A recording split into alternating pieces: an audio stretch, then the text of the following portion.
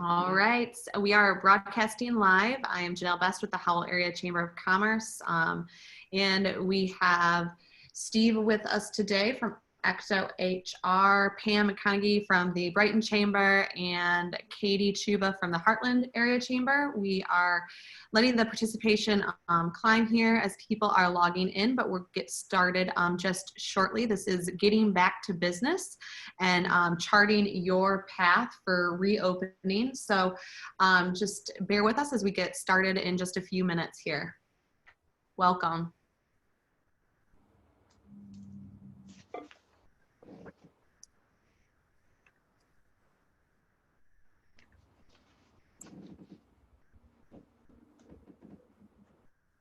All right, we're still climbing here.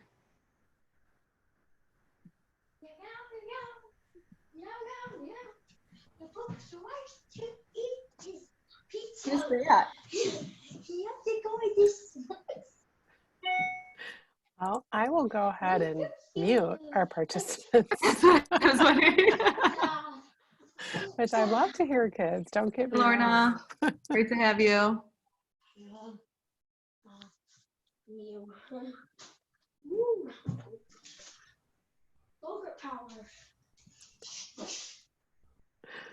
That's so cute. Hi, Marcia. Hi. I'm on my phone. I can't. Yeah, we don't see you. Yeah, I'll get that fixed. Just a minute.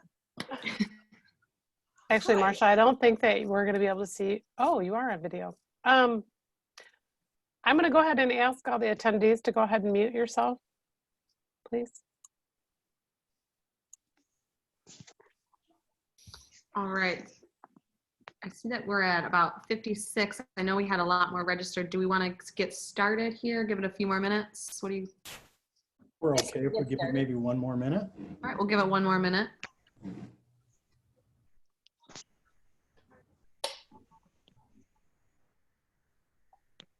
So quiet. I'm not used to it being so quiet with this bunch.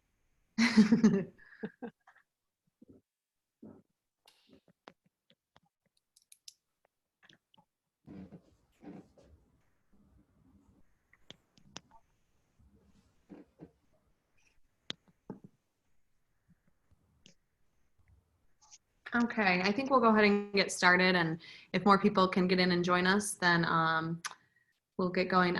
Lorna, I don't believe we can hear you. I just saw that you said something in the chat, but I don't believe we can hear you. It sounds, everything's good on our end. So at this point, I'm going to welcome everybody. Thank you for joining us on Getting Back to Business. This is our HR resource session of a three-part series. So the first of our three-part series in our multi-chamber and SPARK initiative here. And we're excited to help you chart your path forward. I'm Janelle Best with the Howell Area Chamber of Commerce, and we know that restrictions are taking a positive direction, we hope, and hopefully it'll stay that way. But right now I'm just gonna hand it over to Katie to give a quick introduction of herself. And Katie, did you have anything you wanted to add? Thanks, Janelle. I appreciate that. I just want to welcome everybody to today's webinar series. It's been really great collaborating with Ann Arbor SPARK and the Howell and the Brighton Chamber to bring you these great tools and resources for your business. You know, power and numbers stick together, and be a part of the solution is kind of, you know, our attitude. So, and we're really thankful for our presenters that have jumped on board to help the area businesses with this webinar series. So, and we can go over the details, Janelle, if you don't mind at the end, we'll go over the details of the webinar series, what the next ones are, and also the Q&A, I don't want to say protocol or, you know, rules or whatever for today's webinar. So thanks. And I guess I'll turn it over to Pam. Hi, I'm Pam with the Brighton Chamber of Commerce, and we're glad that you're participating again. We hope that you have found these to be worthwhile. I think we have a good little mini series coming up, beginning with today with Steve. And if there are other needs that you have, be sure to let us know, because we do enjoy this collaboration. So thank you. Thank you. Thanks, Pam. Thanks, Katie. And Marcia, did you have anything that you wanted to add today? Nothing too much to add. I hope everybody's having a great week so far, and we look forward to continuing to bring resources to all of our businesses in Livingston County. We are here to serve everybody. Thank you, Marcia, and thank you, Pam and Katie. These collaborations have been great. So as Katie mentioned, the Q&A portion of this will occur after Steve is finished with his presentation. Make sure that you are using the Q&A feature on Zoom. We'll read the questions out loud, and Steve will provide an answer. We did have a few questions that were submitted ahead of time, so we'll address those first and then jump into our live Q&A. And without further ado, I'm pleased to introduce Steve Williams. He is with the president of EctoHR. He has about 19 years in the human resource industry as a graduate of the University of Michigan, and has all experience in all areas of hiring and the employment process. So he is here today to talk to us a little bit about getting your plan ready, back in action to provide a safe workplace, or as safe as possible workplace for your employees as we start returning back to work. So Steve, thank you so much for joining us today. We are thrilled to have you with us, and we're looking forward to charting our path forward. Thanks, Janelle. Appreciate that. Certainly thank you to Pam, to Marcia, to Katie, and Janelle, and all the chambers. I'm going to go ahead and share my screen, and we'll get started here. If I could just get a head nod from our co-panelists that we're good with the shared screen. Thanks. So Yep. we've got, I've got quite a bit of content we want to cover today, and certainly those of you that know me know that I can talk kind of fast. And so I want to start with disclaimers and jump into our actual material here. Certainly want to leave time for some Q&A at the end. And then certainly if we don't get to your Q&A at the end, if you can chat it in, we'll then write some responses. We've also got some documents today that we would be more than glad from Ecto to share those with you. So with that, we'll jump in since we're on a fairly tight time frame to cover this and get going. And just a couple other disclaimers here. I do appreciate the chambers and their willingness to provide information. It's been great to get all that information and to see them working together. I think it speaks to why Livingston County is a great place to live and do business. I don't speak directly on behalf of the chambers or Ann Arbor SPARK. I mentioned that, so if I say anything outlandish, don't hold it against these ladies and their organizations today. I'm not a lawyer, and I'm not here providing legal advice, and I'm not necessarily we're not at Ecto pandemic experts. I would say that over the last 8 weeks, as we really rewind the tape to the beginning of March, we have spent as a team of 10 so much time with our 60+ organizations or clients, so much time researching, and I know so many of you have, researching and reading and digesting information, and really trying to get a handle on things and understand as things change, how we can implement policies, procedures, how it's going to impact our businesses and our lives. So the one thing I'm grateful for as we sit here on April 28th is that the news cycle and the information has finally slowed down. It felt like in those first 2 weeks that if you left your computer for 2 hours, you missed an entire news cycle and things had changed, and it was really overwhelming. So we're going to try to share with you what we've seen work with our clients, some of those who are essential and have been working this whole time, and some who are ramping up either now based on some exceptions to the executive order or preparing to ramp up, what we've seen work. And just understand that what we're sharing with you today is about what we know today. And that's certainly different from a week ago prior to the governor updating the executive order. That's different than 4 weeks ago. And all of us, I think, the one message I'd give to all of you, what we've tried is really just to do our best, make a good faith effort to understand all of this information and to implement it in as fair a way as possible. So with that, let's just look at what our agenda and what we have planned here. We want to talk a little bit briefly about putting together a team and who within your organization really is going to lead your response. And even though it is April 28th and we're looking at hopefully a broad return to business over the next couple of weeks heading into May 15th, it's not too late for that. The best practices for communication are some of our recommendations or thoughts around a phased approach to, we put RTO here, but returning to work or returning to the office, ramping back up, doing both a worker and a workplace assessment to understand where your real risks are. Certainly understanding the value, and not only the value, but the real requirement to do employee and visitor screening for symptoms. some of the personal protective equipment or PPE that you need to provide and make available. That's changed even in the last week as it relates to providing face coverings, for example. I have mine somewhere on my desk. I'll pull it out later. But some general hygiene and disinfecting policies. I think most people are up to speed on this. We won't spend a lot of time on it. Jumping into what to do when an employee is sick or experiences symptoms at work, or we have a known person who's tested positive for COVID. We've seen that within our client base, and we've seen some of the positive ways to address it. And unfortunately, early on with one of our clients, we saw what a slow reaction time will do and the impact that's had on both their workplace and their business, but really on their employees and the response. We'll talk about some other factors, certainly for all of you to think about, other policies and procedures. And then I know we've gotten a lot of questions about recalling employees to work. And one of our questions came in was about that specifically, and how do we motivate and get people back to work when, for the first time in at least my 20-year career, people can and are making as much or more on unemployment potentially. And certainly that's something to think about. I don't know that it's as big of a deal as it's getting attention for, but we'll talk about best practices around that. And then we'll just share some additional resources and things we're monitoring where we're able to pull information and share information, and then certainly time for Q&A. So with that, we'll jump in and talk about some of the actual content here. And I just put this here. I know it seems like a no-brainer, but it's really surprising how many organizations haven't really maintained consistent communication with their teams throughout this. And I think some of that comes from a lack of knowledge about what to do, and their feeling is, I don't know what to say, or I don't know what kind of time frame. A lot of people feel like they're holding their breath, awaiting the governor's next announcement, or potentially the president's next announcement.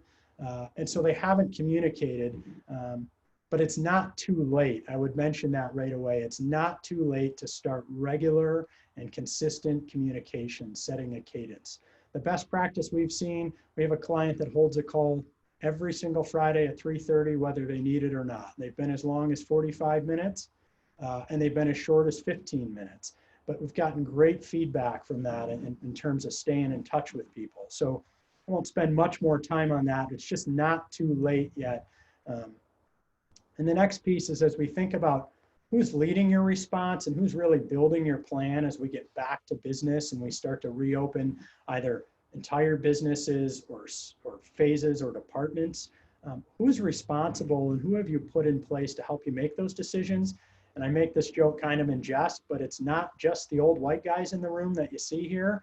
I think it's really critical that we get a really solid cross-section of employees. We don't need a team of 20 people, but if we've got an organization that has 30 or 40 employees, I would certainly recommend, and we would recommend to you, that you include people at different levels and within different roles within your organization. If you're a multi-location, multi-site employer, including someone from each of those because they give a different perspective. An example I give is the person that sits in the reception or front desk is such an invaluable piece because they're really on the front line of the visitors, the door opening, and things we may not think about. We had a couple visitors here today and the door was locked. And so I needed to open the door, and those two gentlemen came kind of, I hope they're not on this call, kind of came barging right in, right? And so having not had a lot of visitors to the office when I've been here by myself, it was a different perspective, right? So, and then, just kind of describing or documenting what each person's role is within that, who's responsible for communicating. Ultimately, and we'll talk about this, who are our health screeners? Who are we going to channel information to within our organization as the keepers of the information that will keep it confidential, but also be in a position to be able to react quickly. The other point I'd mention here is who's responsible for approving exceptions or making changes. So certainly we're going to set certain policies as we get back into business full scale. And there are going to be exceptions to those policies, and who is responsible for actually approving those and getting some clarity around that. And just going back to the communication piece, I was talking to Corey Fernandez of Humanergy, who does some work with us, and he reminded me about leading with your values. And so we've seen organizations who have transparency as a value, and yet they're not communicating, or safety is their number one, yet they haven't shared with employees how they're going to make a best effort to keep them safe. So leading with your values. And the last point here is sharing about the process for arriving at the decisions, I think, is a best practice. And we've seen great value from this, not just sharing what you decided and when you're going to recall people, but sharing who was involved in the decision, how you arrived at the decision, why you arrived at a decision to recall either a whole group of people or only maybe 50%. Because I think the more you share about how you arrived at the decisions and who was involved, the better buy-in you get. And you'll also create this two-way communication where you'll get really good feedback from your team, who often knows more than we might or I might sitting here. So I think that, you know, a lot of employers are really concerned with how do I get my team comfortable and feeling confident about returning to work, not just financially, but really from a risk perspective and thinking about the emotional side of coming back to work with all the different dynamics. And I think the way to do that is to communicate, and to communicate how and why. If you want to show people that you value them and safety is most important, really demonstrate that through your decision making. So the next piece here is really around building a phased approach. And I think a lot of people are chomping at the bit really for a lot of reasons, and a lot of really good reasons. A lot of driven entrepreneurs, business owners, a lot of people for whom business has been severely impacted, and they're really chomping at the bit to get going. And yet I still think a phased approach is probably the best one, right?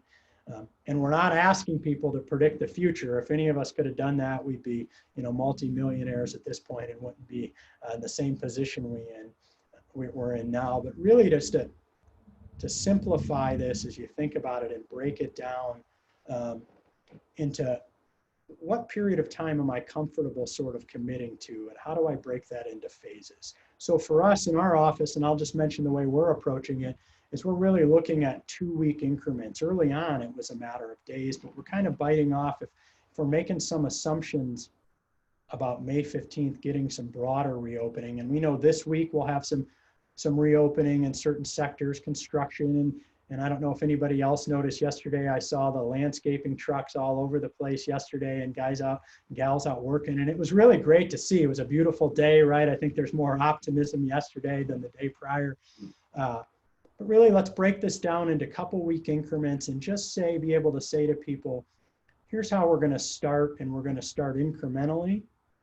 And in addition to that, we know we're going to be in this phase for at least 2 weeks. It could be longer. It's not going to be shorter. And then we set a time frame, you know, so for us, we're going to really begin to open our office up a little more, assuming we get a return to work. So that Monday, the 18th of May looks like a likely date for us again. So, and we're going to stagger our teams and not have everybody in on day one, have about half. We're not going to have people in shared offices in together on those days, but we've committed to people that that's going to carry us at least through the end of May, right? And so they can plan their lives around that a little bit. I think the one fallback I'll mention here, as we've seen from some employers, is they lose sight of the fact that we are in the most challenging time we've ever experienced as it relates to childcare, as it relates to home structure, home life, people working at home.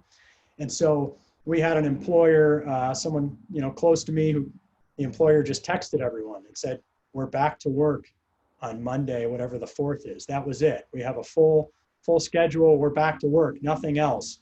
And it caused a mutiny, right? Versus a verbal conversation and a plan is, here's our first steps, here's how we're going to keep you safe. So I think asking those questions like, who is critically necessary to be in your office or in your workspace? And certainly this is very different if you're a largely office-based employer, which, you know, according to the presentation yesterday from the governor and her team, is about 20% of the overall, a little north of that. But if you are in a food service or in a retail environment, more people's physical presence in person is required to serve your customers. You've got a little different dynamic, right? And so we have to think about that. And I would just say setting the minimum amount of people that need to be there to be successful. You can always add more later, and it's easier to begin to call more people back than it is to bring them all back and realize you can't, it doesn't feel like you can do it safely, and then walk that back. So, so looking at this, I think it's about, as we begin this phased approach and really think about it, is you really have to do this worker and workplace assessment and really get an understanding within your team what the real risks are. And so this isn't Ecto's information. This is from the best practices, right? And understanding with your people, are they interacting with the general public all day? Do they have frequent contact with coworkers? I think about the chamber in their office settings or home office, they may be able to avoid frequent in-person contact. Now, you certainly can't hold a big community event and do that. If we've got production people and they're working more than 6 feet away, and then they occasionally have to slide within that 3 to 6 feet, that's a different dynamic than if we think about people finishing concrete, for example, or even people preparing food. If we think about a fast service, a quick service restaurant where they're all working at a counter and they're very close to each other, that's a different dynamic, and that shapes the way we, and there may be no fix for that except for PPE, which we're going to talk about, right? Workplace characteristics, indoor, which is higher risk, right, versus outdoor. More ventilation, airflow lowers the risk, and worker density and the number of workers absolutely has a huge impact. I saw an interesting note that Volkswagen in Germany is reopening one of their largest plants, and typically they would have 20,000 workers staffing that across 3 shifts, and they're coming back with 8,000. And just as a frame of reference, they have over 100 new policies and procedures that people will be observing in their daily life. So I hope we don't have 100 new policies for everybody participating today, but we certainly have at least 10 and more than that, right? And you don't have to be a medical doctor to understand what some of those are, or an HR professional or a safety person. I think the other piece here is understanding some of your worker demographics and health and age, and certainly it doesn't mean that we take a cavalier approach, but if we have predominantly young people working in an outdoor environment with spacing, that's different than some of our production or manufacturing clients that have a higher average age. The workers may be more sedentary, they may have higher risk factors, they may be working closely together. Transportation to work is something. In Livingston County, I think we have a smaller percentage of employees overall that are using public transportation or shared transportation, but this still does create risk in the event we have an outbreak or we have cross-contamination, is that it makes contact tracing harder and it potentially increases our exposure. So there's a lot of things to think about. Certainly thinking about common areas and what you have there. And so I show a picture here. This is our downstairs. I think Sandy's on. That's First Impressions work. A little plug for them on that back wall. That's a little brainchild of theirs. But so we can typically put a lot of people in this downstairs conference room. But right now, as you go down and you get out a tape measure and you think about what 6 feet really is, and you begin to set it up, we've set 8 people as the maximum for that room. You really could probably do 12 safely. We've got some high chairs that sit behind, but I don't know that we have a need for that. And the sign right on the door goes back to best practice. In addition to being functional and telling people no more than 8, is a reminder that, hey, we're in a different world and we're living by different guidelines. Whereas just 8 weeks ago, we would all bop down the stairs on a moment's notice and sat at all those tables together, and we're a long way away from doing that. So I think really thinking about your environment and thinking about the common areas, and a lot of employers have just said the common areas will be closed. I think the positive news right now is the weather is finally changing. And so if we need to take a break outside, that's easier said than done today than it was a month ago for sure, or limiting the number of people in a cafeteria, in a conference room. There's just a lot of, and I know people have thought about this. I think for us, where our mindset has changed and shifted and it's become real, is as we actually go into that space and we actually measure it off. So here's our upstairs conference room, just as an example. That's an 8-foot table, and you can't see the third blue X there, but we've actually taped it off. If you really want to observe a 6-foot social distance guideline, you got 3 people that can sit in there closely, right?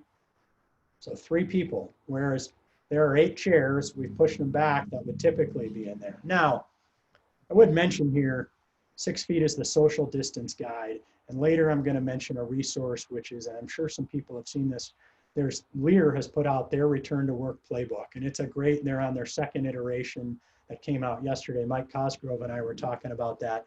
It was 60 pages last week, and the 2nd version's now like 85 pages. So it's grown just over the course of a week. But they specifically mention in there that in the workplace, 3 to 6 feet is a more common distance that we see when people are working close by. And the point there isn't to say, hey, just drop it to 3 feet, but just understand that 6 feet is the social distance guideline for people outside of our household, but at work that may not always be practical, and so it just changes our precautions within that. So again, just going back, I think, to the worker and workplace assessment, as you think about bringing people back, think about the physical space, think about barriers or signage, X's on the floor. I think we've all seen at some of the retail establishments, as the line is waiting outside, there are literally X's on the floor.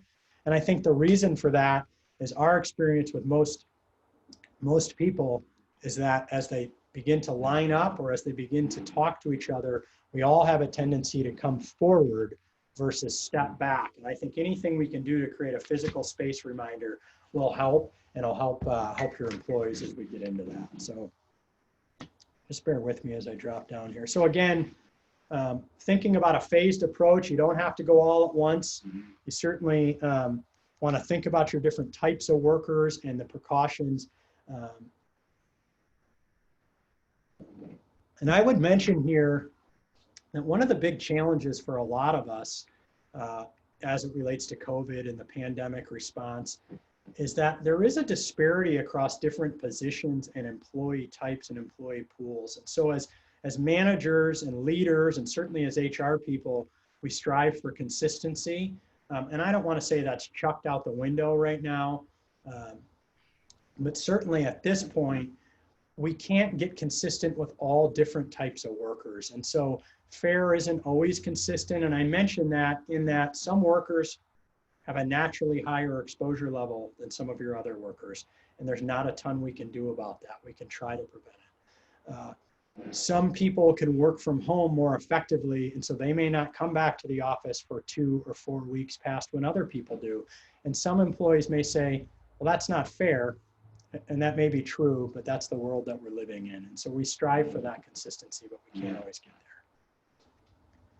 This next piece is really around employee and visitor screening. And I think all of this stuff is important, but this is probably the most critical piece is as we look at how do we build a routine, meaningful practice around employee screening for symptoms, as I cough, of course, and visitor screening for symptoms. And so some counties, like Oakland County, as we go back, for any of our people on the webinar that have Oakland County locations, as we go back, they required this screening, and so did Wayne County very early on. In Livingston County, we haven't had it. Washtenaw had a different model.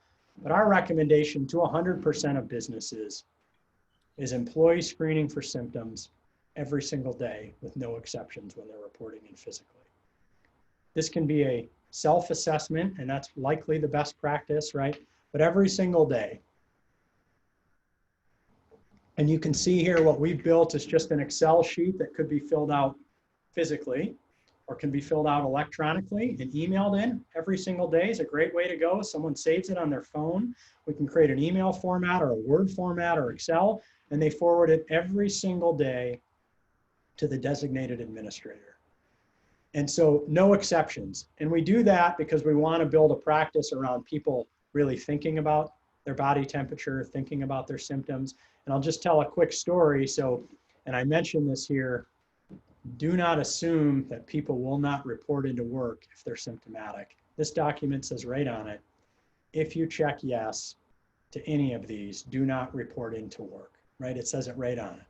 Go back to a week ago Friday, client employee sent it in, 6:55 in the morning, cough and sore throat. He reports into a job site that he's the supervisor on. There aren't a lot of other workers there. He's predominantly working on his own, but the administrator comes in, she comes in at 8 o'clock. She reviews all of these and scans them. She sees a yes. She immediately reaches out to him and says, you've got to leave the site immediately. You checked yes. He says, it's seasonal allergies. And she said, and a lot of us experience seasonal allergies. And she said, but you checked yes here, and it says you can't report in.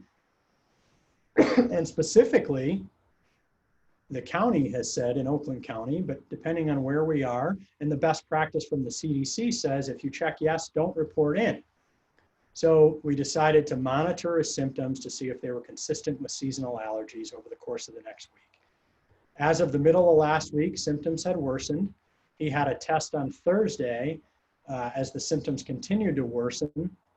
And yesterday he tested negative, but the doctor who was in the Beaumont system told him that he was 99% confident that it was a false negative, that he had COVID and had tested negative. And so the data, again, I'm not the expert on this, but the data certainly shows a plus or minus 8% on false negatives. And with instant test, it's showing 15%. So that means for any 100 people, if between 8 and 15 could have it and test negative. And so he'll have a retest this coming Thursday, which will be 13 days from onset of symptoms. But it's just an example. We can't just assume that people will not report in. In addition to having them submit these or fill these out, somebody needs to actually look at them, right, and understand that what they're writing. So I think this form can be identically used for visitors. Again, now this would apply to office environments. It's not going to apply to businesses that have the general public walking in all day for food service, for fitting of shoes, for curbside to go. As we begin to open those up, we can't ask every customer to come in. I think it's different here at Ecto or an office, a law firm or other office environments. So when you're dealing with general public, I think there's a different approach, but certainly for your own employees, screening every single day and building a process that's meaningful yet still easy. We don't want a pencil whip. We don't want to automatically have people just sending in the same form without having to push anything or write anything. I think we want interaction on the form every day, but we still want to make it easy, and then we want to centralize it to a specific person, right? You'll notice at the bottom here, there's information about if someone becomes symptomatic as well, and we can send this form out, but what that allows is then that designated person, if they become symptomatic, they get sent home. And then that person who's your administrator or your designated, might be you as the business owner, can then call and have a conversation about what part of the facility did you enter and use? Did you use bathrooms? Tough conversations like that, right?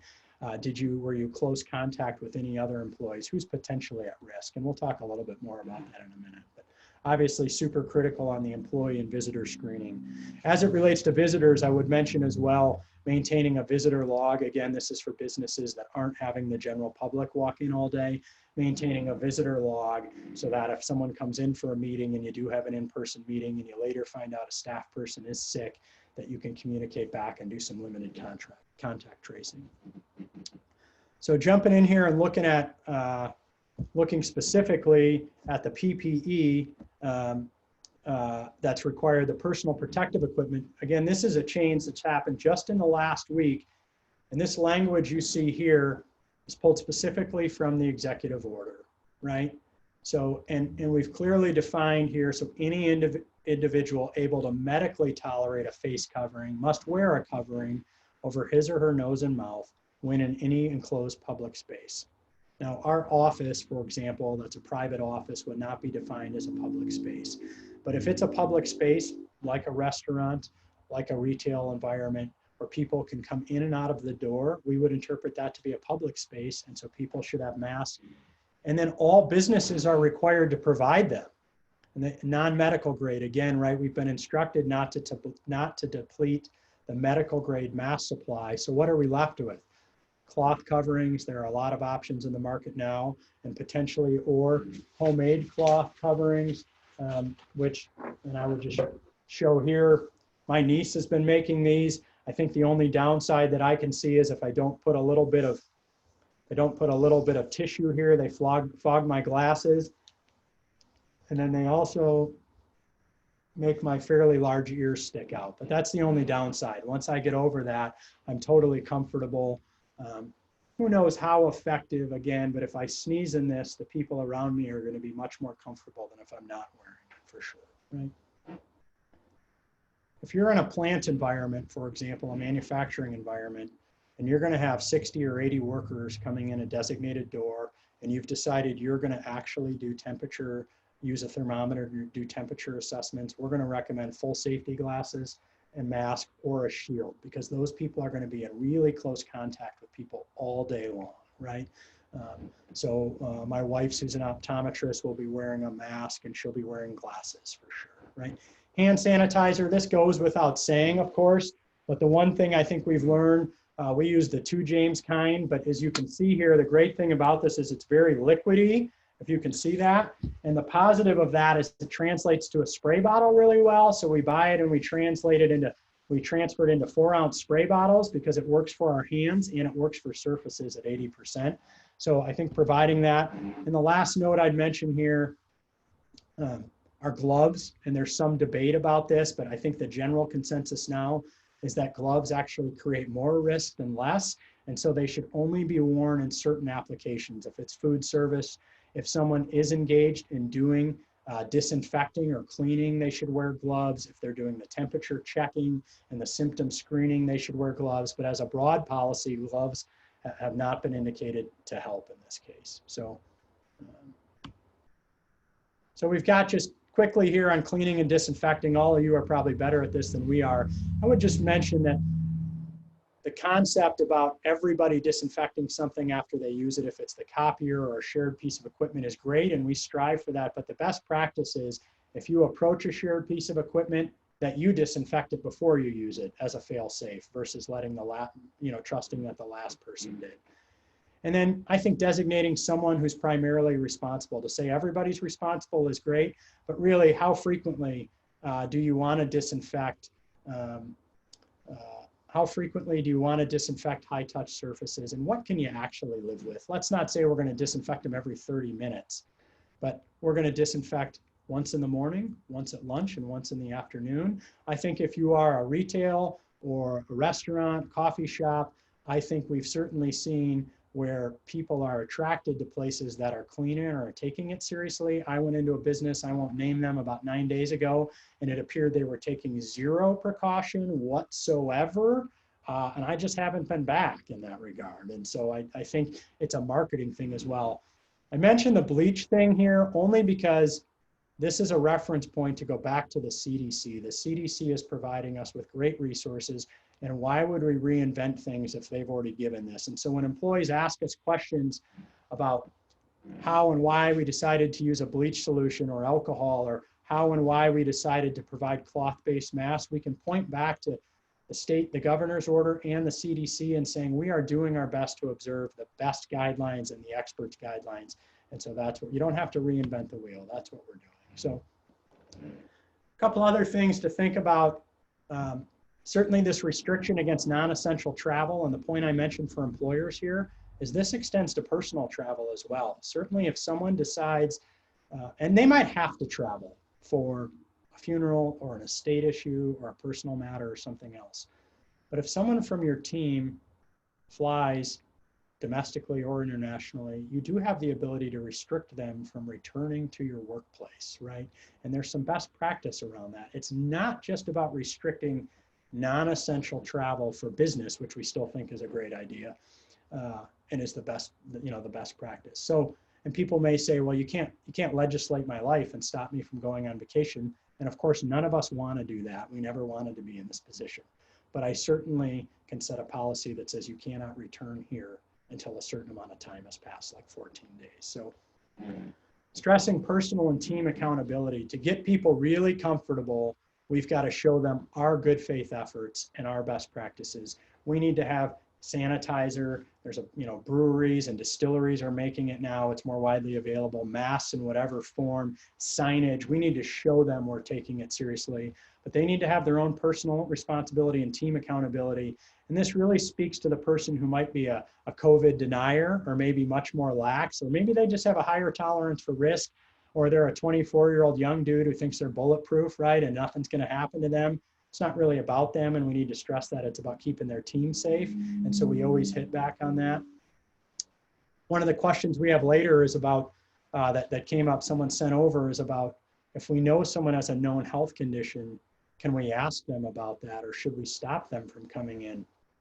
And I think you have to allow people to make some of their own decisions about whether they're healthy enough and want to return to work. And so without wading into health conditions, a question you might just ask somebody, which I feel like you should ask almost everybody, is, are you comfortable returning to work? And we know that in a large environment, you personally can't ask every single person, but you can train your frontline managers, your production supervisors, your foremen to ask a couple of simple questions. How are you feeling about getting back to work? What's been your experience? How's your family doing since we've been back at this full bore and here every day, right? What are you worried about right now? What's your biggest fear or concern, right? We put this no handshake, it's just a gimmicky, stupid little sign, but it sets a tone, right? It's on the front of our desk here, and it just sets a tone for people as a reminder. And I don't know who else has experienced this, but I've experienced a couple situations where we're out walking in the neighborhood, or we're out here and we bump into someone and they still come right into our personal space right away. And it's like yelling the word space or back up or putting our hand up, but I think anything we can create that sets a tone and a boundary for people. Again, hand washing policies. These were always in every bathroom of every restaurant, coffee shop, every place we went, but they weren't always in all generalized bathrooms, and they really should be. And so let's set a tone for that as well. I think employers just have to expect more absenteeism. They have to expect more requests to work from home. They have to expect more flex requests.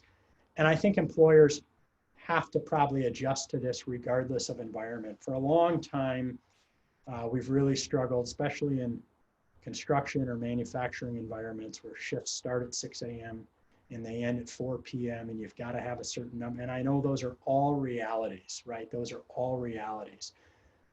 But I think what we've seen is that employers probably need to consider suspending a portion of their point system for attendance for a period of time, right? Or refreshing everybody. Because if we have the same rules we had 8 weeks ago when school was in full session and people were really only worried about before and after school care, when both parents might have been, one parent may not have been working, any of that, I think it's just different. And I think we have to anticipate and request those.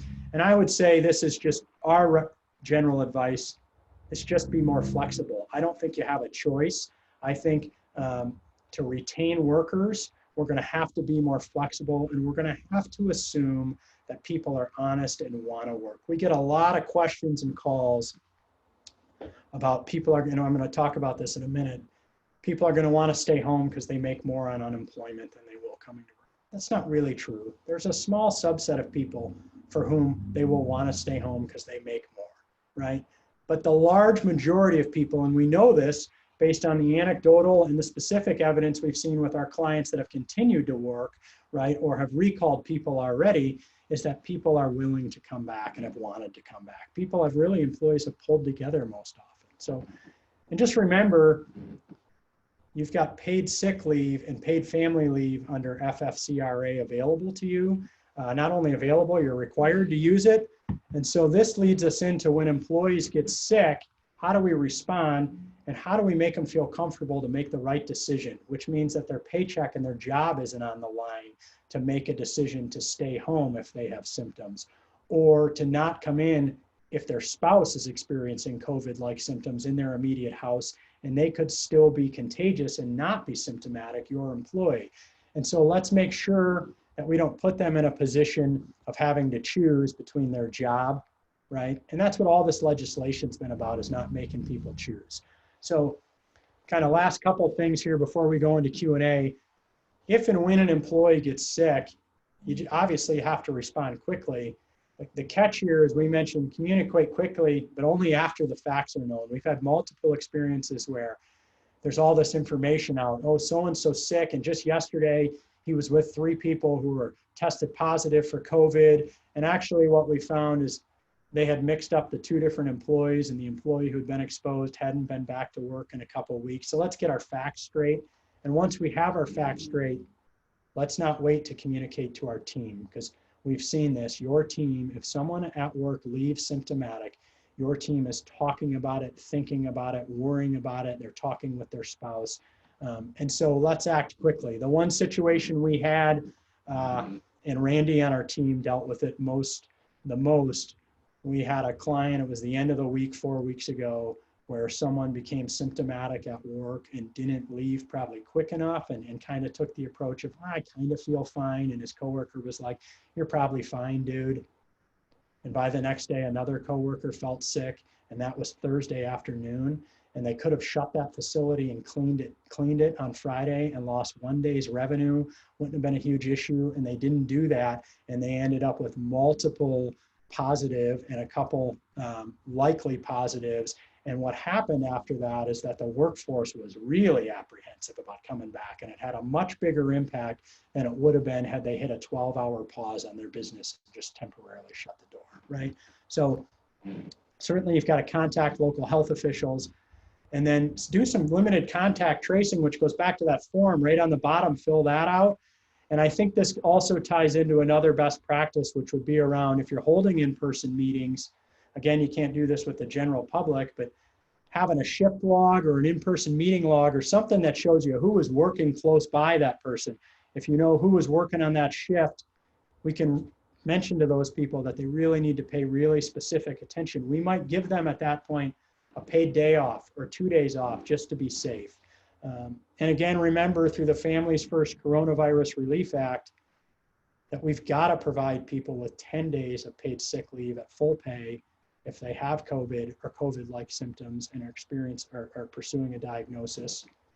We've got to provide up to 12 total weeks, the 2 weeks plus 10 for people whose kids can't go to daycare or aren't in school at 2/3 of pay.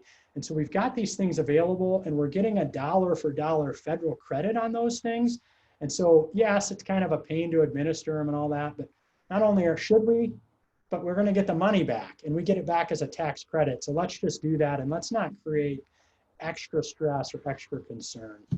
Last point on this, if you have an issue, because there's a lot of debate, and I think versus looking at our slide, going to the CDC page, which this is pulled directly from, is when do I get to return if I had it or I think I had it? And what we've seen from employees, and it comes from a good spot, is they feel fine and they want to come back sooner, but they can't, right? And it tells us this right here. It's whichever is later. So if I'm ill today and tomorrow I feel perfect and I feel perfect for 6 more days, I cannot come back for 7 days from onset, right? Now, if I were sick for a full week and then I started to feel good, then we're talking about 72 hours from no fever, right? But it's whichever is later. I can't be sick for 2 days and then come back 3 days later. It's got to be 7 days from onset, right? And this is very clear. This is from the CDC's page. Again, this isn't Ecto's information. And so that's one really key point I'd mention is I would direct all of you to the CDC and to some of these other WHO, right? Because they've got the best practice, and let's not try to recreate it. Quick note here is we were going to publish something that was from the Allergy and Asthma Foundation, and it showed symptoms of seasonal allergies and symptoms of COVID and the flu. And as our team did more research and looked at the CDC's guide and this guide and some other illness foundations, they were in conflict with each other. So we decided not to use them because it wasn't from the leading organization. So last piece here before I wrap up, because we're going to butt up against the timing, is we've had a lot of questions about how do I get employees back to work. And so I would just encourage you to provide as much notice as possible. If you think you're in construction and you think you're going to get released a week from now, let people know that you think we're going to be released. If you think it's May 15th and you want to plan for that, tell people now. Childcare has never been harder to find, right? People are just stressed to the max, right? Make an assumption people want to return, but if they can't or won't, be flexible. Could you come back 2 weeks from now? Would you consider, as we get 2 weeks into our first phase, if we reach out to you versus saying, well, then I don't want you anymore, because we're going to need people, right? We're still going to compete for people in the long run. 25 million may be unemployed today. That won't continue if we get the economy back in earnest, right? Remember, one of the questions we had was around what's the incentive for people to return? So the max rate for unemployment is $362 a week in the state.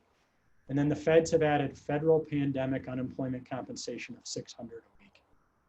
And that $600 hinges only on an if-then. And that if-then is if that person, that worker, is eligible for $1 of state unemployment compensation in a week, they're eligible for that $600. And so the key point here is, if you're worried about bringing someone back because you're jeopardizing their entire unemployment, you can bring people back on partial reemployment. So at $962, $362 for the state and $600 from the feds, that's $24 an hour. That's a really high number. If someone makes $20 an hour and they typically work 40 hours a week, that's $800. If I can bring them back at 20 hours a week, they're going to get $400 from us. They're going to get a reduced state unemployment number, but they haven't maxed out of getting those benefits from the state. They're still going to get $150 or $200 from the state of Michigan, and they're still eligible for the $600 from the feds. So there is an incentive to return to work because they're going to make more. And I think employers just need to talk them through that process. And if that's not clear to you and you want to call and we can talk you through that, we'd be glad to do that. Just remember, again, in order to be eligible for the extra $600 from the feds through July 31st, I simply need to be able to receive $1 of state unemployment in that week. And I'm ineligible for state unemployment at 1.5 times my weekly benefit. So if I'm a max rate employee, $362 a week is my state benefit, I don't earn out of unemployment in a week until I hit $540. Okay. If I were receiving $100 a week because I'm a part-time employee from the state, I don't earn out of state unemployment for that week until I make $150. So 1.5 times. Hopefully that makes sense. But just remember, partial reemployment, reduced hours is a great tool to use right now. We still get to take advantage of this federal compensation. We still get to use, and we're not taking advantage of it in a negative way. That's what it's there for, is for underemployment. And it allows us to phase into getting people back. We don't have to say 40 hours or nothing. We could say 20 hours or 30 hours or limited shifts. Last point here is, if you're calling people back and trying to recall them and they're not responding, follow up in writing. And it's up to you how you want to handle this, right? But you could simply send a letter that says your position's available, we're ready for you to return to work, and we want you to return to work. And by the way, failing to return to your position jeopardizes your unemployment benefits in the state of Michigan. I don't know that the state's actually going to deny anyone. I don't know that any employer should really chase this down at this point, but just that language is a good way to mention to people and hopefully encourage the last few stragglers. But frankly, we haven't seen as much of that as we expected. So with that, I would just say kind of last points as we think about, there's so many moving pieces. You know, we didn't even touch on the Paycheck Protection Program, and we didn't touch on all of the unemployment stuff. And some of this is basic, but really what we're left with and we have to really think about is, and we all can picture that Venn diagram of, how do I keep my employees safe, right? While allowing them to earn a decent living while keeping my business operational. And that middle spot is really hard for us, harder than it's ever been. But I think really being creative and thinking specifically about your groups of employees and your employees. Don't necessarily listen to everything out there about all these other groups. Think about your own environment, your own workspace, your own worker types, and craft a plan that works for you and for them, and communicate with them and get their feedback about that. And I think you'll find that we really can make this work. And hopefully what we'll see as cases continue to decrease and we'll get a little more open, we can move into phase 2 and ultimately, hopefully phase 3, where we're all at, you know, the Smoke and Jazz and Blues Festival at some point, where we're all engaged in chamber webinars that aren't webinars and are in person again, and we all enjoy that. So with that, I'll shut up and turn it over to Janelle for a little bit of Q&A. Awesome. Thank you so much, Steve. I think you helped to really give us a little bit of guidance and answer some of our questions and provide a little bit more clarity as we chart our path back to business here. So we'll open it up for Q&A. I did mention earlier that I was going to start with some of the questions that we've received previously, and I'm going to start here with a question from Richard Lim, who has a residential studio that he uses for taking headshots. And I know that we covered a lot of the precautions that he needs to implement to protect his clients and families should he decide to reopen that studio. So I didn't know if there was anything that you wanted to add to that, Steve. I think that we kind of covered some of that. We did cover. I would just think about if I'm able to, treating it, if it's a home studio or home office, I think designated entry point is really good.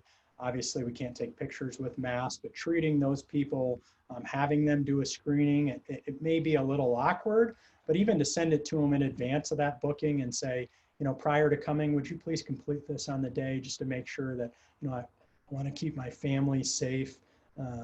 And so just thinking about having it, treating it just like any other workspace and following the best practices to the extent you can, for sure.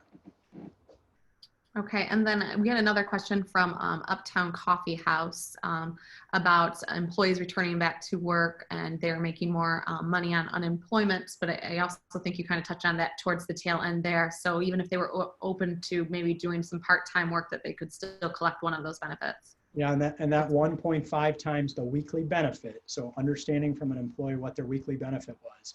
If it's 100, then the employee can't earn more than 150, but there could be a sweet spot in there. And again, that's what it was designed for. That's not a gimmick. That's what the 600 was designed for, and we can take advantage of that and still hopefully get back to work, right?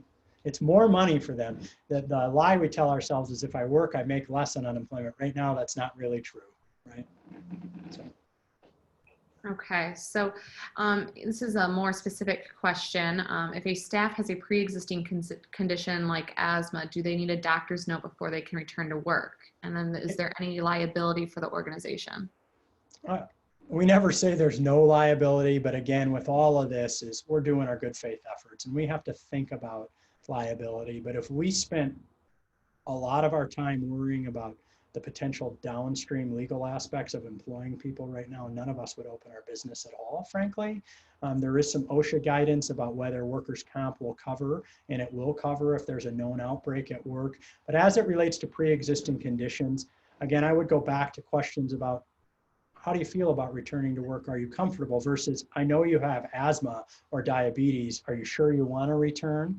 And then I wouldn't ask anyone for a doctor's note, because I think everyone's got the same responsibilities, personal responsibility. And if I didn't require them to provide a doctor's note to work for me a month ago or 3 months ago, I wouldn't start doing that now. I think that's too much projection onto them for their health conditions. Allow them to make their own decision about returning. Great, thank you. This one's from Sandy Cortez. It says, when bringing employees back to work, we still get unemployment. Okay, no, we already talked about that one. I believe we answered that. It was unemployment question. So then we have another one here that says, can you please share these in other forms as well as the slides? Absolutely. We'll send out the PowerPoint as well as the worker screening forms. We'll probably attach a couple of our goofy signs that you have that just have some notes on them that we're using in the no handshake. So we'll put a packet together and either upload it, but we'll work with Janelle, Pam, and everybody just to make it available regardless of chamber. So, thank you so much. We appreciate that. It'll be very helpful. And then somebody asked where you find your hand sanitizer. So we use two, James. Full disclosure, Eric Lorden, my business partner's husband, is the lead distiller there. So normally he's handing out vodka and whiskey, but they switched their entire line. It's a pretty cool story over to sanitizer. It's a little pricey. They're in Detroit and they've got it available. We have a business that's working with Atwater. I'm not touting these, but we have a construction client that's getting theirs from Atwater. So if you're local and you want me to put you in touch with the person who gets it, let us know. I've had this bottle specifically. As you look, it's about 1 inch gone. I've been in the office 3 days a week by myself, but I've had this bottle for probably 4 weeks. This stuff it does go a long way. Do not drink it. It's not the alcohol that'll kill you. It's the other stuff. And they have had someone report in that they drank it. Thanks. Oh boy. Thanks for the disclaimer there. If somebody travels by their own choice and we say that you cannot return to work, do we need to grant them additional sick leave for that self-quarantine? No. Or, okay, do they need to use their own leave in their time bank? That's up to you. I mean, I think technically it would apply as an FMLA leave, meaning there's some job protection there. They can or should be able to use their paid leave. Whether you require them to or not is up to you. That's where you get really specific and nuanced. But if someone chooses to travel, if they're on the Florida beaches right now with a bunch of other people and they come back and you're not comfortable having them return for that reason, and that's outside best practice, you do not have to pay them or grant them leave. Now, I think the reasons matter, and that's why consistent and fair aren't always the same. There are people that have had to travel to deal with elderly parents or other reason, and they may not have a choice. It doesn't mean I pay one or pay the other. I'm just not likely to be punitive in terms of job loss or termination or discipline. Okay, thank you. Our next question is case specific about an employee who maybe has a fever and then tests negative, I'm assuming for the virus, and then 3 days later they are fever free. At what point is it okay for them to return to work? Was your suggestion 7 days? 7 days from onset. So again, if I'm feverish today, fine tomorrow, right? I would not be eligible to return for 7 days from the date of onset, right? 72 hours, no fever, or 7 days from the onset of symptoms, whichever's later. And I would just stress, because we've all had this tug of like, well, it probably is seasonal allergies, or probably, I can tell you, I almost mentioned the client's name. In the one specific case, it absolutely wasn't seasonal allergies. And had we allowed this guy to go unchecked, he would have infected a whole job site walking around, right? And so my wife said to me, who would ever come in with a fever right now? Well, there are some knuckleheads out there for whatever reason. That's a sign of, maybe they think it's a sign of toughness. I don't know. We've got a great thing we send out as well. Maybe we'll include that says, thank you so much for showing your dedication to our company by infecting all our coworkers with your illness, right? And it's just kind of to put a joke on it, but that we don't want that. I hope that part of business and employee attribute of macho, I come in when sick, I hope that's gone forever. I don't believe it will be, but I hope that it is. I have another question here. It says, just to clarify, can your employees be collecting partial unemployment benefits while you are using PPP funds to cover the hours they are working? 100%. Yeah, there's no conflict. And so I would just, and I don't want to hold myself out as an SBA expert or a PPP person. I've read a lot, but I did spend a great part of the week, not a great part of the weekend, part of Sunday and a little bit Monday, reading the actual interim rule. And if you go to Department of Treasury, they have an FAQ right now on the PPP, and they've also got the interim rule posted, and you can really see what their definition, if that person wants to email me direct, I'll email you exactly what I've extracted from there. There aren't any limitations on that outside. It defines compensation very plainly and very broadly. So you can absolutely. What you can't, just a quick note, if you've set up a formal work share program with the state of Michigan, and I don't know why anyone would have or has, I don't know anyone that has in this environment, the people may not be eligible for that extra $600. That gets really technical. If you're in that position, again, just reach out to us. We'll be glad to talk through. And I think as a general concept, we can't provide a ton of advice to everybody for free, but within reason, if you want to reach out and we can answer things over 10 or 15 minutes, we'd be glad to do that. Appreciate that. Thank you. All right. And then can we require workers to get a test before they physically returned to the office to work? All of our office workers are able to do work remotely. Can we ask them to share test results? So the best practice, and so far, and I haven't seen if this has changed yet, but the original guidance from the CDC was that we not require a doctor's or test results because of the limitation on testing. And I don't know if that's changed in the last week because testing centers have expanded. We're going to see them in pharmacy parking lots potentially here at Broader. There's only about 70 of them so far nationwide. So if they had COVID-like symptoms and have been out for a period of time, then I would, and there's reason, and they can get a test, I would encourage them to contact their doctor and see if they qualify for a test. But in at least half the cases, the doctor have said, no test. We're not going to test you because you don't meet these other risk factors. Stay at home, isolate, follow this 7 days or 72 hours since last symptom. And I would not require it. There is, if we go back just quickly here, if you had a positive test, you've got to get 2 negatives right at a certain point. And that's what the CDC guideline is here. But in the absence of a positive test, I would not require testing as a general rule. Awesome, thank you. We have one last question here. FMLA applies to all size businesses, 50 or less employees. Thinking about the FFs, I'm just going to relate this to the FFCRA portion of, so the FMLA only applies to employers with 50 or more in a 75-mile radius. The Families First Coronavirus Relief Act provided an emergency expanded FMLA. And there is a carve out to claim hardship for employers with less than 50 if it would create a hardship. I don't know that that's a really great argument or something I would recommend you go down that path, because you get a dollar for dollar federal tax credit and you actually offset your deposits to the Fed. So if you, let's just say someone makes $100 per day and you had, and their kids are out of school and they can't work. And so you would need to give them 2/3 under that expanded FMLA. So $67 per day. At the end of a week, they would have made $335. When you process your payroll, you are literally going to offset all of your withholding and all of your FICA by that amount. And so the lag on getting your money back, unless you have a whole bunch of people on it, a whole ton of them, is really short.